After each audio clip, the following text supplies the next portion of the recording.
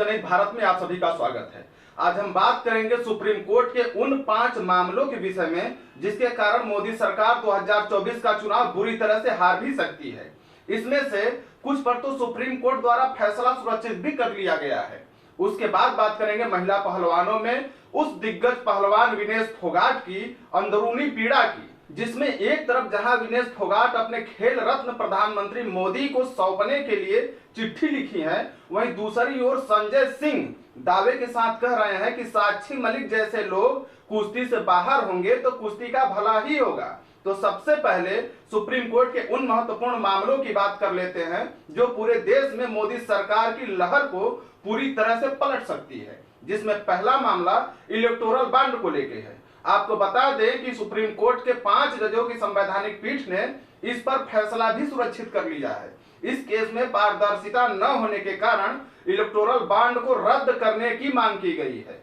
और अगर फैसला इलेक्टोरल बॉन्ड को रद्द करने के पक्ष में आ जाता है तो आपको पता ही है कि इलेक्टोरल बॉन्ड का 2/3 हिस्सा उद्योगपतियों द्वारा केवल बीजेपी को ही मिलता है, जिससे चुनावी विज्ञापन में बीजेपी के आगे कोई नहीं टिक पाता है। चाहे टीवी चैनल की बात हो, चाहे न्यूज़पेपर की बात हो, चाहे होल्डिंग बैनर या फिर सोशल मीडिया पर इनकी आईटी सेल ही क्यों ना हो। सुप्रीम कोर्ट के मात्र एक फैसले से इन सभी पर एक साथ शिकंजा कसा जा सकता है। सुप्रीम कोर्ट में दूसरा मामला ईडी को लेकर है, जिसका फैसला भी 2024 में ही आएगा, जिसमें सुप्रीम कोर्ट को ईडी के शक्तियों पर फैसला देना है, क्योंकि सुप्रीम कोर्ट ने एक बार पहले भी निर्देश दे दिया है कि ईडी को मनी लॉन्ड्रिंग के मामले में जांच और पूछताछ का ही अधिकार है, लेकिन बिना परमिशन के ईडी किसी को गिरफ्तार नहीं कर सकती। यदि सुप्रीम कोर्ट के फैसले से ईडी की शक्तियां कमजोर होती है तो विपक्षी दलों में ईडी का खौफ समाप्त हो जाएगा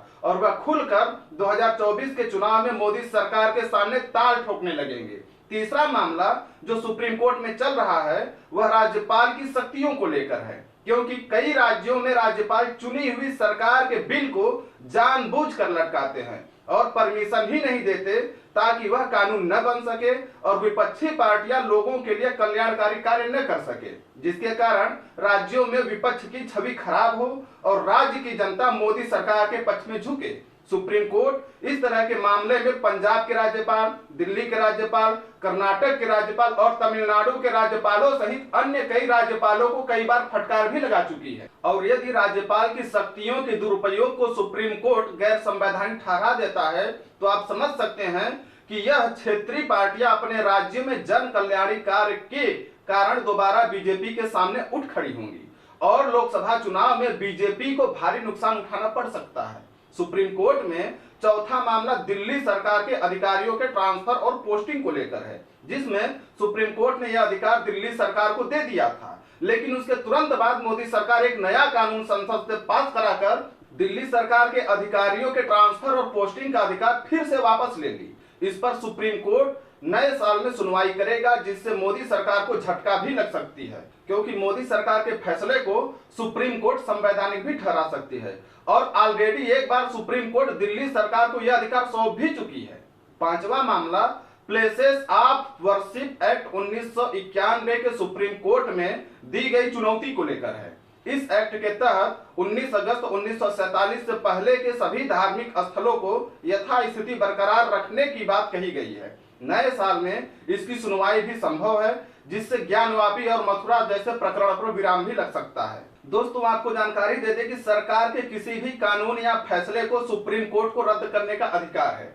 यदि सरकार का फैसला या कानून संविधान के खिलाफ है। इसलिए जब जब कोई भी केंद्र सरकार तानाशाही रवैया अपनाकर देश के अंदर अनाप शनाप गैर संवैधानिक काम करती है तो न्याय पाने के लिए देश सुप्रीम कोर्ट पर ही उम्मीद लगाता है। अब आइए महिला पहलवानों की तरफ से उस चिट्ठी की बात कर लेते हैं जिसे विनेश फोगाट ने प्रधानमंत्री मोदी को लिखी है, जिसमें उन्होंने प्रधानमंत्री मोदी को अपने खेल रत्न और राजीव गांधी रत्न आदि लौटाने की भी बात कही है और सीधे सीधे प्रधानमंत्री से सवाल किया है कि क्या हम महिला खिलाड़ी केवल सरकार के विज्ञापनों पर छपने के लिए बने हैं। आगे विनेश लिखती है कि मुझे आज भी याद है कि 2016 में जब साक्षी मलिक ओलंपिक पदक जीत कर आई थी तो आपकी सरकार मतलब मोदी सरकार ने उसे बेटी बचाओ बेटी पढ़ाओ के लिए ब्रांड एम्बेसडर बनाया था, लेकिन आज इस ब्रांड एम्बेसडर साक्षी मलिक को मजबूरी में कुश्ती छोड़नी पड़ रही है। हमारी जिंदगियां आपके उन विज्ञापनों जैसी बिल्कुल नहीं है।